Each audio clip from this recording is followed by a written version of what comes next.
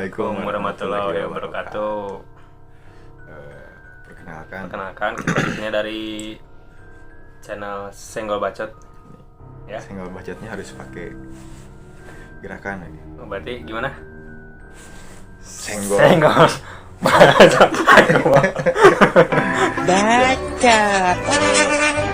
Ini channel yang pertama kita bikin berdua. Sebelumnya teman saya ini udah punya channel, cuman channelnya sedikit. Apa namanya? Channelnya boleh di subscribe di Capruk Gaming. Oke, Capruk Gaming. Ini channel perdana kita, dimana kita di sini mau membahas 5 misteri gunung di Jawa Barat. Ya. Kebetulan teman saya ini punya basicnya di gunung, jadi punya banyak cerita gitu lah. Oke? Udah siap? Insya Allah. Pertama yang kita mau bahas di sini Gunung Salak.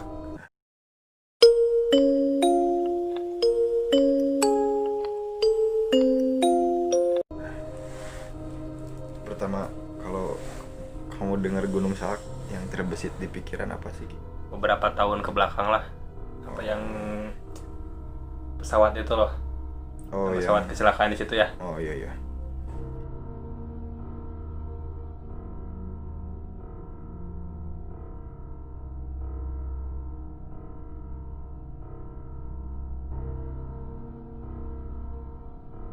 Terus dulu saya sempat pernah ketemu lah ya sama pendaki, bukan pendaki apa sih? Dia jadi daerah rumah dia tuh daerah Gunung Salak. Jadi tempat main dia tuh ke Gunung Salak gitu. Daerah pesawahan gitu ya. Iya, daerah situ lah, daerah mungkin daerah Bogornya mungkinnya dekat ya. Tadi itu tempat mainnya tuh ke situ.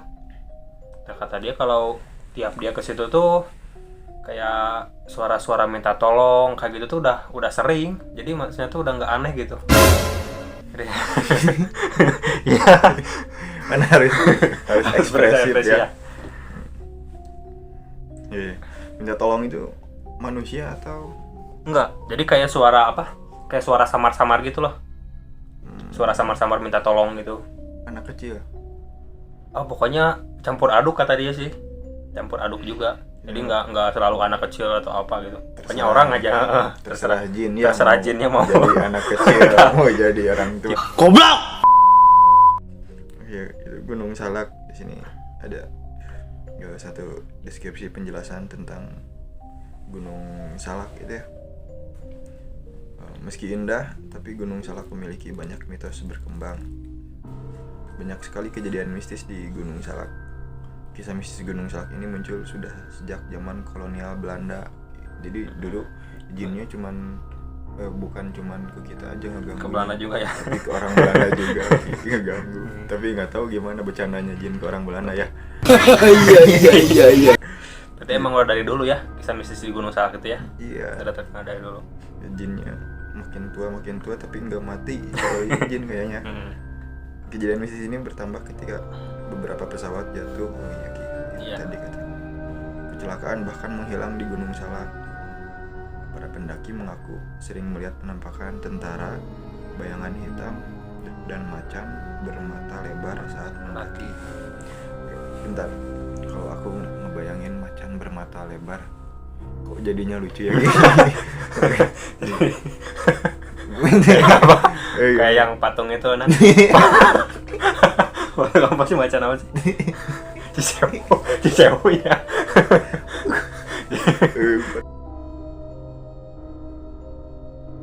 Pemakaman Mbah Gunung Salah di puncak Gunung Salak 1 adalah tempat termistis. Berarti ada makam keramat Mbah Gunung Salah ya? Mbah Gunung Salah, bukan Mbah Gunung Salah. Nggak tahu ini sumbernya yang ngetik tipe. Mungkin bisa jadi ya. Nah, di sana terdapat tulisan Jawa yang artinya perempuan dilarang mendekat dan bersikap tidak sopan. Bukan cuma spot itu saja, di Gunung Salak juga terdapat kampung setan yang konon menjadi tempat para makhluk halus bersarang. Jadi ada kampung setan, ada pasar setan. Kalau kampung setan ini berarti tempat para makhluk halus bersarang. Jadi sekre ya, tempat kopdar. Pada ngumpul di kampung sih itu. Jadi alun-alunnya hantu tuh mungkin ada di situ ya. Ya tapi untuk di daerah Bogor mungkin ya. Tapi kalau misalkan pasar setan itu gimana Ki? Di pasar setan tuh katanya ya, kata orang-orang sih tempat jual beli kayak misalkan makhluk halus loh Nang. Jadi kita tuh kayak transaksi jual beli tuyul.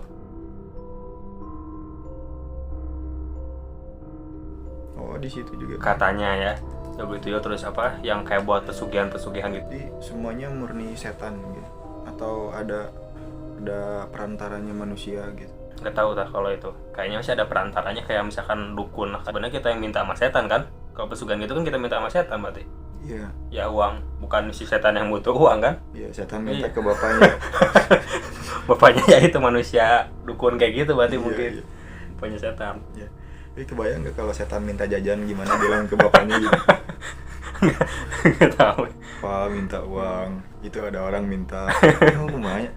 Iya.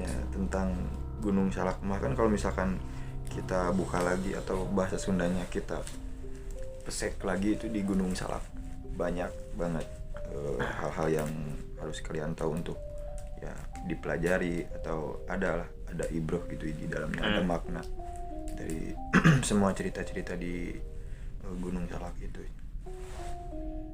Sekarang gunung kedua ya Ki, yang lumayan terkenal sama mitosnya ya. Terkenal sama mitosnya dan juga gunung terbesar di Jawa Barat ya. Bener deh ya? Iya. Ada Gunung Ciremai.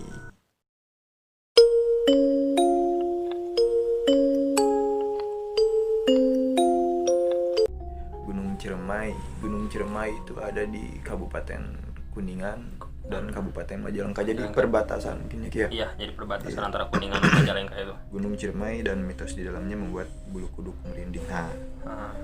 Judulnya bulu kuduk merinding. Yang mana yang jadi bulu kuduk itu yang mana?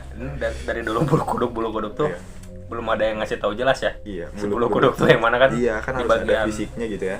Di bagian tubuh tuh kan banyak bulu juga ya. Iya. Kimochi. Ciremai memang indah, apalagi gunung ini memiliki dua kawah yang cukup membuat penasaran para pendaki. Meskipun begitu, ada banyak sekali kejadian misterius yang terjadi di gunung ini. Jadi ada dua nih. Pertama, dua kawah. Yang kedua, kejadian misterius. Nah, yang pertama, dua kawah. Jadi ternyata itu kawah, Ki. Bukan? Gunung. What? Oh. Jadi gimana? Judulnya itu Gunung Ciremai tapi kawah. Mungkin dulunya waktu Bandung Purba itu kawah mungkinnya aktif ya. Oh iya. Tapi masih aktif nggak sih Ciremai itu? Enggak kan? Lagi. Tapi kayaknya sih aktif. Kalau nggak salah sih aktif. Ada saklarnya? Nggak tahu. Nggak tahu itu apa. Namanya tuh adaptornya, bukan adaptor apa sih? Adaptor. Oh, vibrator. Goblok. Meskipun begitu ada banyak sekali kejadian misterius yang terjadi di gunung ini. Konon kejadian mistisnya adalah karena ada sosok-sosok penting dalam sejarah masa lampau yang pernah lalu lalang di Gunung Ciremai. Misalnya sosok Nyilinggi dan dua macan tutul yang konon meninggal di puncak saat semedi di Batulingga. Bentar. Nyilinggi itu manusia ya? Dulunya. Mungkin cewek ya, pasti cewek kan ya, gitu. Misalnya sosok Nyilinggi dan dua macan tutul yang konon meninggal di puncak saat semedi di Batulingga. Oh, jadi dulu macan tutul semedi Ki. Berdua barengan kayaknya. Kopdario udah CS ya. Udah CS. Apain misalkan deh kita semedi di Batulingga. Tapi yang jadi pertanyaan nih, macan tutul kan itu pemangsa ya. Tapi kok bisa semedi gitu? Kan nggak mau nyari makan gitu, ada kerjaan lain nggak gitu?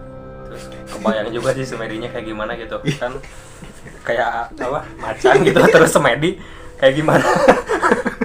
Iya. Gitu. Di sini bertambah ketika diketahui bahwa beberapa pendaki mendengar mendengar suara kuda meringkik. Oh, Yang kamu pernah ya Ki ya? Kuda meringkik. itu Yang kayak pernah, gitu. cuman bukan di Cerme, Tapi di Gunung Manglayang itulah. Gunung Malayang. Oh, beda gunung ya. Beda gunung. Tapi jinnya sama kayaknya Ki. Soalnya di sini para pendaki juga mendengar suara kuda itu ya. meringkik. Dan suara gamelan saat malam hari. Konon suara kuda meringkik ini adalah suara kuda seorang tentara Jepang yang meninggal di atas puncak. Sedangkan suara gamelan adalah suara musik makhluk tak kasat mata yang tinggal di Gunung Ciremai. Bukan hanya itu, penampakan yang diduga kuntilanak dan bayangan hitam juga acap kali mengganggu pendaki ya.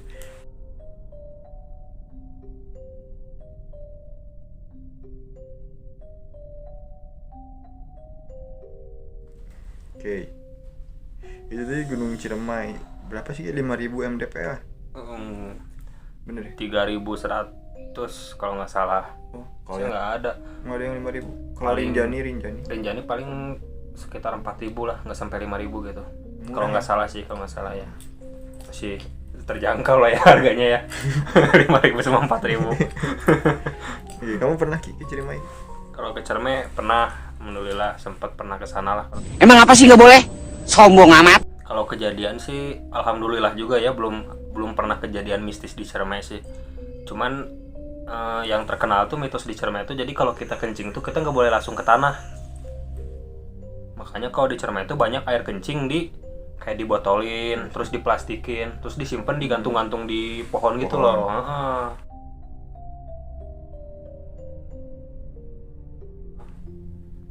Itu ngeprank tukang itu ya, petani karet ya. Kalau nggak suruh bawa turun air kencing kan, siapa yang mau coba air kencing orang kita bawa turun kan? Iya. Malah jadi sampah sih kalau menurut pendapat saya gitu ya. Sama itu, kencing nggak boleh ke tanah. Kalau misalkan ke teman kencingnya boleh.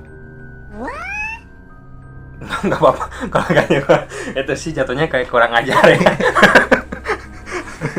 Awal-awal perselisihan tuh di situ kayaknya. Oke, gentile itu yang namanya mitosnya dari masyarakat sekitar ya.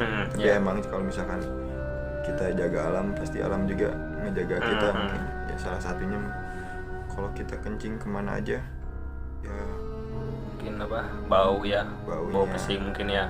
Jadi mending bau pesingnya di satu sumber aja gitu, di botol aqua. Cuman kan maksudnya tuh kalau kita kencing di botol aqua atau di plastikin tuh jadi malah merusak keindahan juga gitu. Kita kan kesana mau mau mencari indahnya alam juga gitu ya, termasuk ya.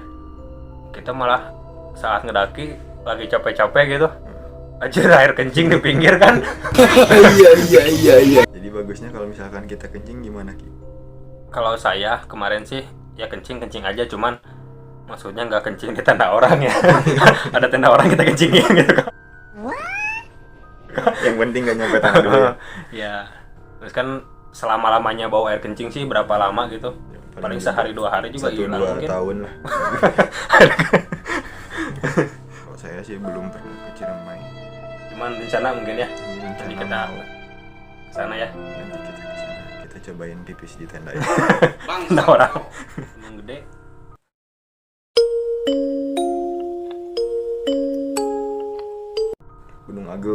Gunung Agung bahasa Sunda nama. Nah, kita baca sedikit narasinya. Memiliki pemandangan indah layaknya dalam film-film luar negeri. Kumpulan edelweiss yang bermekaran di Surya Kencana. Perjalanan menjelajah Gunung Gede. Oke. Namun tahukah ternyata Surya Kencana adalah spot paling mistis di Gunung Gede? Karena kalau ceritanya sih jadi apa ya namanya teh, legenda mungkin ya. Legenda dulu tuh kayak ada pasukan gitulah, tapi yang memimpinnya tuh namanya tuh Pangeran Surya Kencana kalau nggak salah. Jadi ya kadang kalau ada yang apes lah ngelihat dia gitu naik kuda, si Pangeran Surya Kencana itu katanya gitu di Surya Kencana dia apa? Betul lagi apes kalau misalkan lihat dia. Gak tau juga sih. Kalau misalkan menurut kamu gimana? Kita ngelihat hantu tuh apes atau hoki? Kalau untuk pencari togel hoki. Nah, bisa ditanya angka berapa kota? Iya. Tapi kalau untuk orang yang nggak tahu togel langsung lari kan. Pasti. Si hantu kalau misalkan menjelma jadi apa namanya? Jadi manusia bareng sama kuda. Misalkan kudanya kan meninggal di kota Anu, ya. Kudanya. Terus si orangnya meninggal di kota Anu. Nah, pas meninggal mereka bisa ketemu. Coba deh gitu ya. Kayak kopdar gitu. Ya banyaknya itu bukan misteri tapi apa ya, menjadi penasaran aja gitu gimana gitu. Apakah ya itu pun pemikiran keluar kalau misalkan kita berpikir orang yang meninggal atau binatang yang meninggal bisa si rohnya hidup lagi gitu. Itu kan kalau pemikirnya kayak gitu berarti kita mikirnya nanti kayak barusan. Tapi kalau misalkan kita mikirnya yang lain-lain, entah itu jin yang menyerupai yang menyerupai binatang, yang menyerupai orang, terus bisa gitu kan. Ya gimana pun caranya untuk biar kita takut lari gitu. Ternyata kita nggak takut malah minta nomor. Tapi ada yang lebih mantap Ki. Apa? Ngerok bangkong. Oh. Nah, itu tuh gimana itu? Cerita. Saya malah baru denger itu cerita itu. Harus tutorial gitu ya. Megang bangkong gitu terus masuk angin. Iya gitu. Jadi si kodok, tahu kodok yang gede Ki, yang gede gini. Kodok Sunda nama kodok buduk merenya. Mun Sunda namanya bangkong buduk. Bangkong buduk merenya. Pegang gitu, terus perutnya dibalikin, nanti kan putih. Nah sama kita dikerok gitu sambil minta nomor. Tapi nggak tahu itu minta nomornya, nggak tahu ke kodok, nggak tahu si kodok sebagai media atau kita langsung minta ke kodok gitu. Iya. Dikerok, terus dikerok, coba lagi ganti.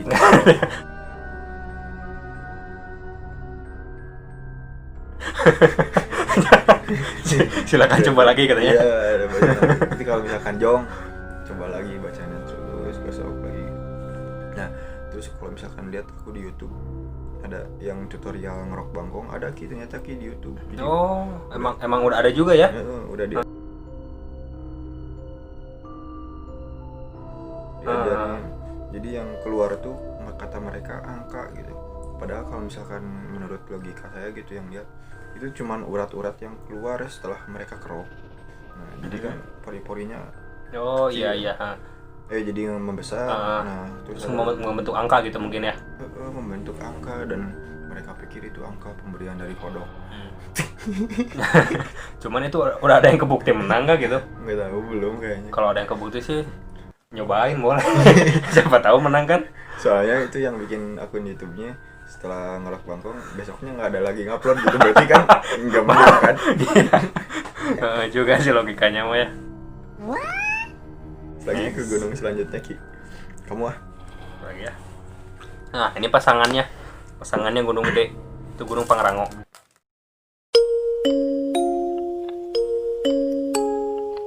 Pasangan jadi emang deket gitu.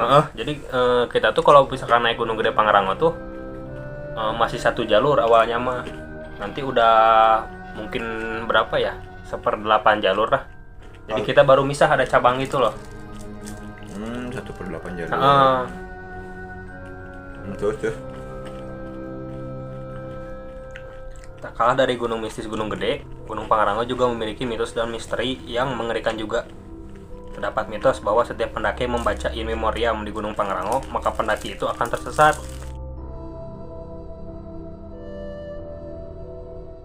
Batu nisan gitu, kayak batu. Ya sih ada yang batu gitu, ada juga yang cuman kayak makam cuman nggak ada nisannya gitu loh. Jadi cuman kayak apa ya? Tapi ngebentuk makam gitu itu tuh. In memoriam ini buatan manusia kan? Buatan manusia pasti. Nah, kalau misalkan buatan manusia, jahil gimana orangnya ini? Soalnya kan di sini kalau misalkan ada orang yang baca in memoriam, nanti tersesat. Sedangkan ada orang juga yang bikin in memoriam. Iya. Dia kan bikin in memoriam biar dibaca sama orang. Jadi dia berpikir kalau ini aku bikin in memoriam biar orang lain tersesat. Gitu ya mikirnya atau kayak gimana gitu? Nggak tahu sih kalau itu mah, cuman masalahnya sih in memoriam juga masih belum ini ya, masih belum apa sih Nang? Valid gitu. Maksudnya tuh itu tuh emang ada orang meninggal di situ terus dimakamin dan dibentuk makam di situ gitu, atau cuman orang dulu aja iseng-iseng gitu kan, nggak ada yang tahu juga gitu kan bukannya. Nah di sini juga katanya ada yang benar-benar tersesat dan berjalan tak tentu arah masuk ke dalam hutan yang rimbun, dan juga jembatan reot terpisah dengan rombongan lain. Untungnya ada beberapa teman yang menyertai, tapi suasana makin tak karuan karena jalan yang kami lalui sudah tak satupun ada jejak di situ. Jadi hilang jejak gitu. Cuman kan di sini nggak apa sih, nggak jelas juga ya. Maksudnya tuh nggak ada cuman katanya gitu. Bukan pasti juga ada orangnya yang benar-benar ngasih informasi ke sumber yang kita cari ini loh. Kecuali kalau misalkan ada sumber yang jelas ya, misalkan namanya siapa, pernah tersesat di sini gini, gimana ceritanya gitu kan. Ada emang saksi hidupnya gitu, bukan ini kan cuman tiba-tiba katanya ada orang yang pernah tersesat gini. Cenah kata orang. Iya gitu kan, jadi nggak pasti juga sih.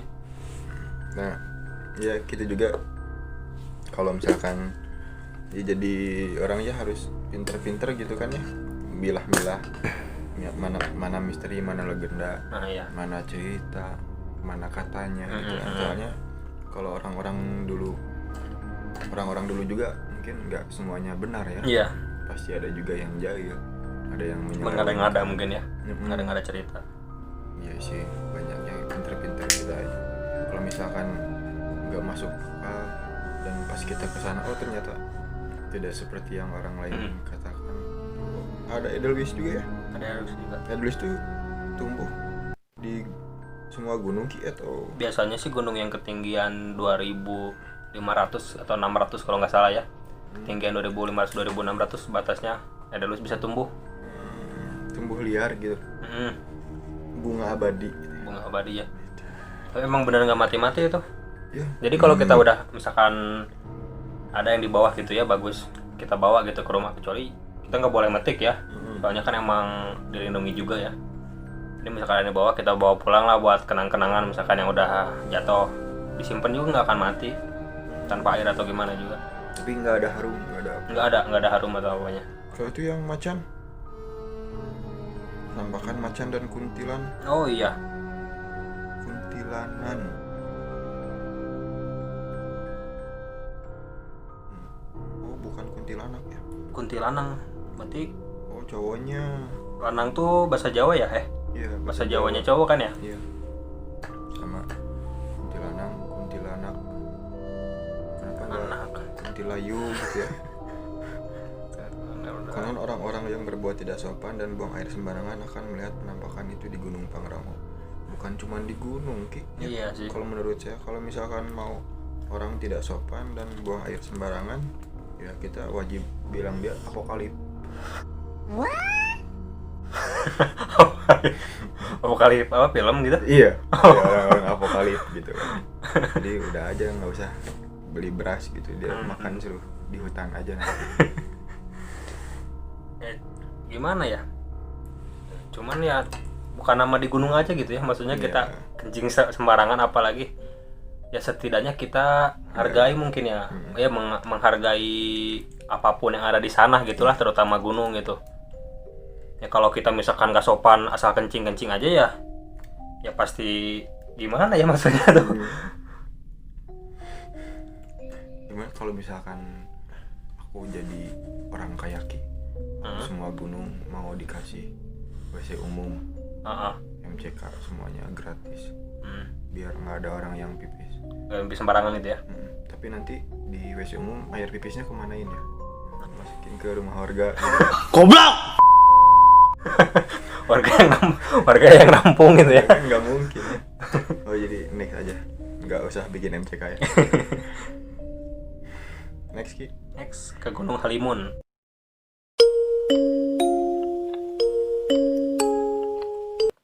Nah Gunung Halimun juga dekat. Nah, Gunung Halimun itu dekat sama Gunung Salak. Jadi banyak orang yang ngomong tuh Halimun Salak. Cuman saya sendiri sih belum pernah ke sana gitu ya. Maksudnya tuh letaknya tuh emang berdekatan kayak Gede Pangrango atau hanya emang gara-gara satu daerah atau gimana gitu. dekatnya tuh gitu. Iya. Tapi itu beda gunung ya? Beda gunung ya. Beda puncak ya, ya. Beda puncak. Dalam istilah Sunda, Halimun itu memiliki arti kabut. Konon nama yang dipilih Gunung Halimun sering kali berkabut, bahkan dibilang setiap saat. Dan kalau misalkan gunung keluarnya kabut disebut Gunung Halimun atau Gunung Kabut. Kalau gunung keluar kapur disebut Gunung Kapur. Kalau gunung keluarnya boba. Iya. Gunung Halimun sendiri berada di kawasan Tanah Nasional Gunung Halimun Salak. Di Halimun juga banyak kejadian mistis, Nang. Konon Gunung Halimun adalah benteng kerajaan Siliwangi. Sehingga jika ada orang yang lewat di gunung ini, konon akan mengalami kejadian mistis. Iya. Bahkan burung pun akan mati jika melintas di wilayahnya. Bentar. Ini kan Gunung Halimun ya. Kalau misalkan Gunung Halimun jelas kabut ya, dingin. Nah di sini kan bahasanya bahkan burung pun akan mati. Nah burung ini burung manusia atau burung binatang gitu? Burung manusia kan kalau dingin mati. Kimochi. Oh iya, mungkin maksudnya burung tuh ya. Iya. Burung yang mana lah gitu ya. Iya. Kasihan dia yang kalau punya Japati Ki, tahu yang ngetren. Nah, misalkan orangnya di sana, aku di sini ngelepek. Belum nyampe udah mati. udah mati di tengah gitu ya. Gunung itu ya. Asik. Kalau bicara tentang gunung, tentang laut, itu udah pasti kerajaan jin itu mungkin ya. Kalau yang datang ke rumah-rumah kayak mungkin ada nggak sih misalkan dalam dalam Islamnya gitu, kalau misalkan ada keterangan kalau gunung itu emang tempat kerajaan jin atau gimana? Ada. Kalau setahu saya kalau misalkan di laut si jin itu memang bikin kerajaan gitu. Kerajaan di laut itu udah ada gitu, udah tertulis gitu.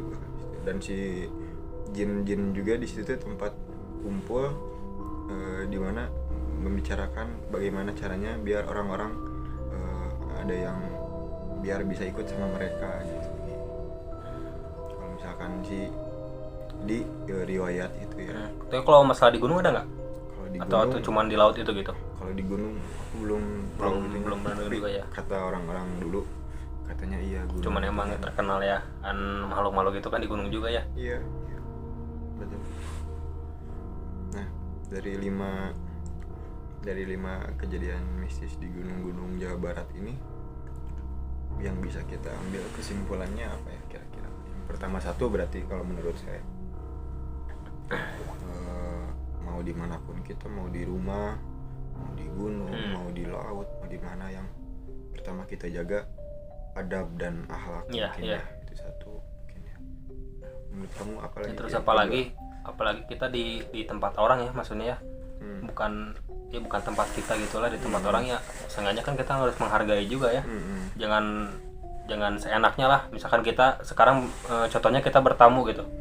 Kita bertamu tiba-tiba kan buka pintu masuk duduk kan nggak ada adab ya, sopan ya, nggak ada tata krama lah gitu ya. Ibaratnya gitulah di gunung juga, kita seenggaknya menghargai apa yang ada di sana gitu ya, bilang permisi mungkin ya kalau misalkan mau kencing gitu ya. Kayak gitu sih kabar saya. Terus yang ketiganya jangan pernah takut sama hantu atau jin gitu. Kalau manusia tuh lebih sempurna. Kita ketemu jin atau hantu, kita apes katanya. Nah, si jin juga ketemu kita apes ya. Apes banget, cuman ya nggak diliatin aja mukanya gitu. Mungkin mereka juga dalam hati, anjir, jelema gitu mun sunah nama. Aduh, ada orang gitu ketahuan gitu kan, kelihatan gitu mungkin ya. Goblok. Ya, untuk semua pecinta alam ataupun semua yang mau main ke gunung, berdoa dulu di rumah. Tapi berdoanya jangan ke siapa-siapa, tetap ke Allah. Yang punya niatan jelek mau ke gunung, apalagi banyak yang mesum-mesum di gunung gitu. Banyak. Itu kan gunung itu harus kita lindungi. Lindungi di situ kan bagaimana gitu. Jangan sampai kita mengotori bukan cuma sampah, tapi juga kelakuan kita. Sama ya, kelakuan kita. Ya, segitu aja Ki. Kita tutup.